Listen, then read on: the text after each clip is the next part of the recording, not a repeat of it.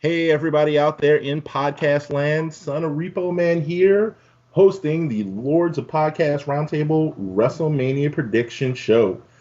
It's been a while since we've done this thing, so I feel some introductions are necessary. We're going to start over in the man that's in WrestleMania land right now, Glow. Glow, say hi to the crowd.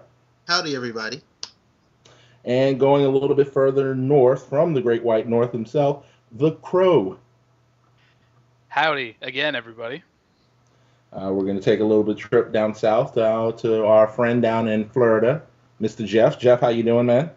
Pretty good tonight. Long time no talk, everybody. Indeed. And from the slightly pale southwest, give it up for Kyle. Kyle, what's going on, man? Oh, not much. How's your day going? I can't complain. If I did, wouldn't do me any good. And keeping on our track west, we're going to stop over in California to our friend D. D, how's it hanging? Short, shriveled, and a little to the left. Oh, man, I left that wide open. And, of course, batting in the rear, the man, the myth, the Hawaiian legend himself, Hustle. Hustle, how's it going? Hashtag monkey style. Sometimes that's all that needs to be said. Now, a lot of randomness you heard from these introductions, and that's actually the theme of our show. You're going to hear a lot of WrestleMania prediction contests right now because it's the season. Everybody's talking about WrestleMania. This is our Super Bowl. But we decided to mix things up a little bit.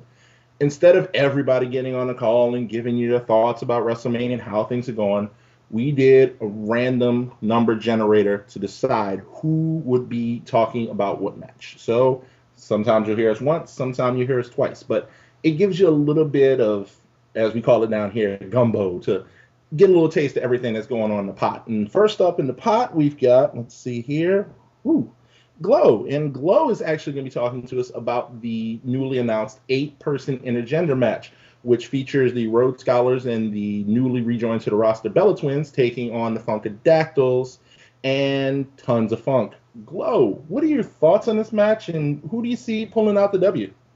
Mahalo. Thank you for introducing me, and I'm glad to be back on the podcast.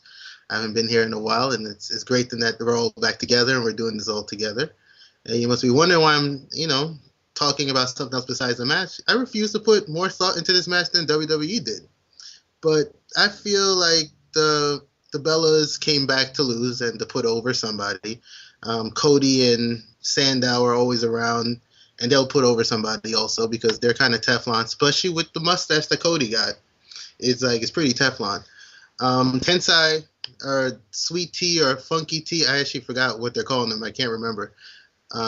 He's been repackaged, and he needs to go away. He should be called, I don't know, Iced Tea. Well, no, Iced Tea is a bad look ever since that Coco thing. But Tensai and Brodus are just on this card for a check. So are the Bellas. The Bellas will be gone by SummerSlam. And as I said, I'm not going to care more than WWE did. So mahalo again, guys. Fair thoughts on that. Fair thoughts indeed. Now, moving right along into something a little bit more, fabulous.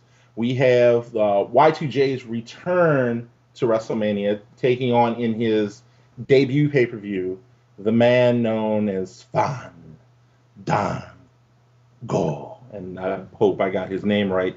Hustle, with this debut happening and so much buzz about it, what are your thoughts on this match? Oh, joy. Oh, bliss. If you've paid attention, well, I guess I can't really say my columns because I don't write those anymore.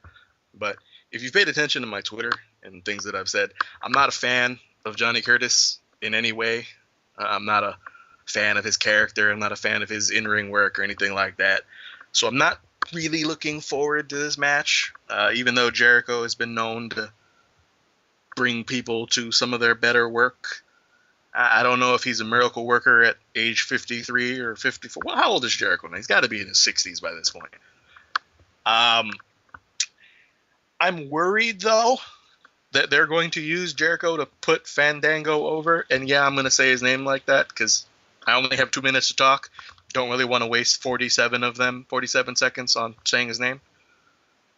I'm not expecting a whole lot from this match, but I have to go with Jericho taking the loss and helping to put someone over Jericho is bound to leave the company again for a month or two soon, and it seems like the company sees something in this guy, and putting him over an established name like Chris Jericho at WrestleMania would obviously be a start in doing something like that. So I hate to do it. I really hope the match doesn't turn out this way, but I think the man who throws punches with his wrists is going to pull out the victory at WrestleMania. Oh, man, going over the 42-year-old. Oh, man. Well, moving on to, I think, something that we all agree would probably be a little bit more on the lighter and positive side. We have the battle of the immovable object versus, well, the immovable object. Ryback is going to be wrestling Mark Henry in a battle of who can lift who. D, what are your thoughts on this match? Well, before tonight, this was probably the match I was looking forward to the most. I really like the work that Mark Henry has done for probably the last 2 or 3 years of the company, despite his injury. I like how Ryback has progressed as not only a character, but also as a wrestler in the ring.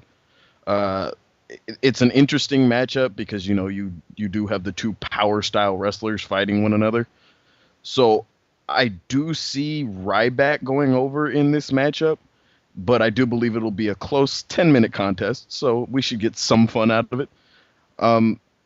Again, Mark Henry hasn't been around for a while, and his injuries pending, and the fact that he's stated that he's retiring soon probably means that Ryback is going to be pushed to the moon, probably to a World Heavyweight title contendership at some point, because, that's the Builder Championship, given they don't give any fucks about the Intercontinental or U.S. Championship. So with that said, mahalo. Indeed. Wow, that is going to be probably one of the much-watched matches of the night. And going from there, we're going to some Intercontinental love with Wade Barrett taking on The Miz. Now, Glow, I know you weren't really interested in the previous 8-person and gender match, but does this match get you a little bit more excited, especially being that it's an Intercontinental title match? Yes, this is actually a match I can actually talk about because it's actually I consider a real match. This match is pretty big in the mid-card landscape of the WWE. Depending on who they let win this, you're going to see what type of direction they're trying to take their mid-card in. Both Wade Barrett and Miz have been kind of cornered as the new faces, even though Miz was a former champion and Wade Barrett has been part of big angles in the past. But it's still trying to position them as new faces in the mid-card to go ahead. As you know, Wade got his movie gig. Miz is getting all the super rubs from Ric Flair, and he's actually, I call like the ultra rub, is actually them allowing Miz to use Ric Flair's figure four move, which he's doing it horribly, by the way, with Flair there, egging him on and cheering him on. So he's got the biggest cosign. I actually think they're going in the direction of The Miz because the Ric Flair cosign is pretty big, and they are trying to generate new faces. Potentially with any big heel turns coming in the near future, they are going to need to generate new faces. And Wade Barrett will always be able to bounce back because he's the bare knuckle brawler, and he'll float around the mid card, but they do need the main event faces, and I think they're looking at Miz for that. So that's why I think Miz will win through this, unfortunately. All right, well, Miz picking up the win according to Glow, and we go from that to the Rookie versus All-Star match of the WrestleMania. We have the Shield taking on the third time that they've done a random pairing of All-Stars in Sheamus, Randy Orton, and the Big Show. Crow, what are your takes on this match? Who pulls it out? Who wins? Who loses? My initial reaction to this match is one of disappointment, purely because for a WrestleMania debut for a group that they've been pushing, that the company's been pushing so hard, I think it should have been either an established feud or at least give us some kind of motivation as to why these guys are fighting, aside from, hey, these are 3 bad guys and these are 3 good guys. Simple is good, but this is a bit too simple. That being said, I think it's kind of do or die time for the Shield because they've been, lightly used in official matches so far. And I think it's about time they get that big one and go on to perhaps becoming regular competitors, or at least more regular. I'm going to go ahead and give them the win and assume that we're going to see at least one heel turn from the Justice League, their opponents. Presumably Randy Orton, could be Show, could be both. Either way, though, I'm saying Shield takes the win. I can definitely see that. And moving right along, we move into another match that had big potential, but I think kind of fizzled out in execution, and that being Triple H going against Brock Lesnar in their second match. I look at this match as a coin match. On one side of the coin, I see a lot of disappointment that happened. When you announced that Triple H's career is on the line, I said, man, they have something that actually gives a hook. They give something that's going to give a bite to this match. It's going to bring me in. But when you look at the packages that they have put for recently retired wrestlers that retired at WrestleMania, this has failed miserably in comparison. Look back at when Ric Flair was going to be retired by Shawn Michaels, or when Shawn Michaels was going to be retired by The Undertaker. The packages that they put in there to get you excited about it was phenomenal. You could wait for these matches. And Triple H's like, yeah, if I lose, I might not work here anymore. So that's that side of the coin. Flipping the coin over, you have two guys that's going to basically beat the ever-living hell out of each other for you on live television. And add the fact that since there's no holds barred, they can use anything they want. You want a chair? Not a problem. Sledgehammer? Go for it. 3 tables stacked up? Sure, why not? If they're feeling it, they'll go for the bumps. That being said, I'm going to have to give the nod here to Triple H. I don't see him getting retired with this little fanfare. It's not a big enough stage for him. I'm not saying he's got an ego. I'm saying that he deserves to go out with a bang. Whether you like him or you don't, Triple H has given his heart, his blood, and his soul to this company. And to just have him go out and whimper like that, I'm not buying it. So I think Triple H is taking this one. But moving right along from there, we're moving into some gold as Team Hell No is going to be taking on Dolph Ziggler and Biggie Langston. Kyle, do you feel that Hell No takes this one, or does Dolph actually get a taste of gold in 2013? Well, first off, I'd like to ask, does anybody remember when they were building a tag team division in WWE? Because I don't even think WWE really remembers that they're building themselves a tag team division anymore. Back in August and September, they were having this big 8-team tournament with established tag teams all fighting for the gold, #1 contenderships, all that mess. Now where are we? There's no tag teams left in the WWE. It's Hell No. They've been the tag champs since SummerSlam-ish. Hell, I don't even remember. That's the fucking problem here. I don't remember anything good about the tag team division anymore other than this fucking... it's just Hell No. That's it. They are the tag team division. The primetime players aren't doing anything. The Usos aren't doing anything. Epico and Primo aren't doing anything. So they decided, hey, let's take some of our most underutilized singles competitors in Dolph Ziggler and Daniel Bryan, and let's just put them in a tag team title match at WrestleMania because we ain't got anything better to do. We can't break up Hell No because, shit, that would just require us to have a tag team match for, the Bryan Kane match as the blow-off at WrestleMania. It's really just, it's Dolph and Biggie, they're just, hey, we're the #1 contenders. There's no other teams in the division. Huzzah. So, honestly, I'm going to have to go with Team Hell No to retain just because I think Dolph's going to be a little busy either earlier or later in the night, depending on the, the placement on the card. So, Hell No with the victory there. I got you on that one, and I mean, it's going to be hard to pick a winner on that one, just like definitely on the next one, it's going to be hard to pick a winner. It's been controversial, it's been attention-grabbing, and it's been a little bit off-putting, but Alberto Del Rio is going to be defending his World Heavyweight Championship against the newly repackaged Jack Swagger. Crow, do you see ADR walking out with the gold, or do you see golden future in Jack Swagger's America? This, like you said, is definitely a hard one to pick because really I think any of us could make an argument either way. On one hand, we've got Alberto Del Rio, who is not that deep into his title reign, and it does seem like the company wants to push him fairly well. On the other hand, we have Swagger, who has been the focus of quite a bit of attention lately, and clearly a lot of work has gone into his repackaging and his return. I think the biggest problem here is that WWE painted themselves into a corner by having him return so close to Mania. I mean, he came back February 1st. That is not a lot of time to build an entirely new character and have us believe that, hey, this guy is a world heavyweight champion contender, despite the fact that prior to this, for a year, he had been losing everything. So it is really difficult to say here. I'd like to think that Swagger could win. Personally, I'm a big fan. I've made that pretty clear in many of my columns. But at the same time, I do also enjoy Del Rio, especially as a face. His character, meh, but in the ring, I think he's awesome. I think it really depends on which way they want to go with Swagger. Is he going to continue being pushed to the main event, regardless of whatever legal trouble he happens to be in, if any, if they are planning on punishing him at all? Or do they want to keep the Latin sensation with the gold around his waist?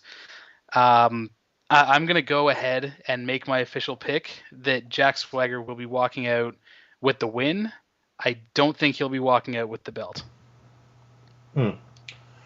Well, moving on from the World Heavyweight Championship picture, we go into what's arguably drawn the mainstream media into WrestleMania once again. The triumphant return of The Rock as the WWE Champion taking on John Cena, which has been a little bit of a different turn. It's still your same underdog Cena, but you kind of torn on this one. It can go either way, and we're going to let Jeff talk about it. Jeff, which way do you see this going? Do you see Rock walking out as victorious, or John Cena finally getting that revenge? It's a very difficult decision to make, I think. On one hand, you have the WWE Champion and the People's Champion, the person the fans are really rallying behind in The Rock.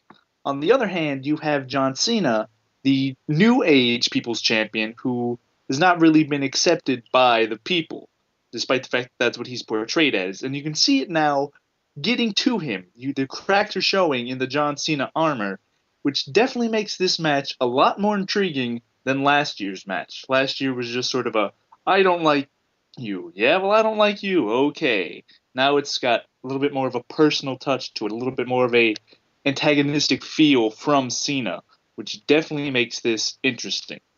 With the WWE title online, it just adds even more to it. I don't really know what they're going to do, but I do think that at the end of the day, they're going to do something big with Cena, whether it be a heel turn, whether it be a complete change in character. I definitely see them actually doing something with Cena, not just hinting at this and then doing nothing with it. So, at the end of the day, I think Rock wins for two reasons. A, it'll develop more cracks in the John Cena armor that he lost twice to The Rock at WrestleMania. And it'll give this next person who we're going to talk about a little bit more fuel to his fire as he goes and chases the WWE Championship, that person being CM Punk. Definitely an excellent segue into it. And earlier I would have argued, Jeff, that your match is probably the most talked about match, but based on the effects of the Twitter universe, Hustle, the CM Punk Undertaker angle right now, is lighting social media on fire. Where does the WWE go with this angle? All right. Before I get into any predictions or going over the match results or what I think is going to happen at WrestleMania, I can't go through this without talking about what happened on Raw tonight.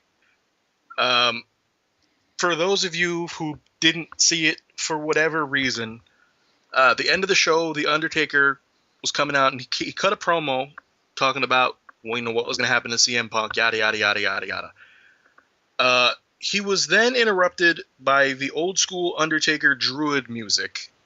And the Druids came out complete with fire and everything was going great. And people were wondering, what was going to happen. And then Paul Heyman came out dressed up as Paul Bearer, complete with the white makeup and the fake mustache. And people were like, wow, man, they've really gone too far with this. But that was not the end of the build. What we eventually got to see was CM Punk taking the urn, beating The Undertaker with the urn, and then taking the lid off of the urn and dumping the ashes all over himself and onto The Undertaker, with the symbolism being, obviously, that it was Paul Bearer in the urn, and he was dumping Paul Bearer's ashes all over The Undertaker. Now, I've seen on Facebook and on Twitter and message boards, I've seen all over the internet, people are outraged that the WWE would take a storyline this far about a man who just passed away not that long ago. To you people, if you're listening to my words right now and you find yourself offended by what happened, take the stick out of your ass, proceed to shove it back up there sideways. Because if Paul Bearer, aka, William Moody, whatever you want to call him, if his family agreed to everything that's going on in this storyline, and you don't have to know this family personally to know that they did, the WWE would not be pushing it to this level without full cooperation from that family. If they are okay with this, none of us have any right to be upset, offended, angry. What this is old school tactics. I talked about it on Twitter, and I'm going to say it again now. All it is, they took a heel in CM Punk, allowed him to push all kinds of buttons to piss a face wrestler off and to piss off the fans. He's pushing all these buttons, and now what we have is people want to see the face get the revenge. That's all professional wrestling has been about since the beginning. You take a heel, you take a face. You make the face the good guy, you make the heel the bad guy. The bad guy does all kinds of bad things. The good guy gets the revenge. You know damn well The Undertaker's going to win this match. There's your revenge. Does Punk lose anything by this? No, don't. What he does, he has become an even bigger heel now than he was 3 weeks ago, 6 weeks ago. He is going down. You could call this hyperbole if you want, but CM Punk is going down in history with what we saw tonight. Think of anything you've seen in wrestling where heel heat has built to that kind of level with a recently deceased man. You can bring up Eddie Guerrero's name because they brought up his name after they passed away, and that's fine. But they didn't have the symbolism of dumping his ashes out of an urn all over to the man that everyone knows as either his son or his friend or whatever you want to call it. You people that are upset about this, I don't know what you're watching. I don't know what you want in your professional wrestling. All you do is sit and you bitch and you complain that you want the Attitude Era back. You want everything to be pushing envelopes. You want things to be so outrageous and non-TV PG that when they finally push the envelope, you don't want it anymore. You got to pick one side or the other and stay on one side or the other. That's all you can do. You can't have it both ways. All of you fucking people want it both ways, and you need to cut that shit out. The Undertaker is going to win, keep the streak going. CM Punk doesn't lose anything by it. He keeps going. End of discussion. Drop the mic. I think all that can be said about that can be said. Gentlemen, I want to thank you for this. It has been a complete pleasure and honor to sit on this podcast with you tonight. And folks out there listening to podcast land, maybe you agree with us.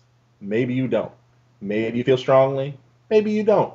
But no matter what you're feeling, let us know. We'll have information at the end that you'll be able to talk to all of us on Twitter, and you'll be able to follow us. So let's go ahead and close it out, gentlemen. Closing it out, Glow, Crow, Kyle, D, Jeff, Hustle, and shout out to Cole out there in land. Follow us on Twitter.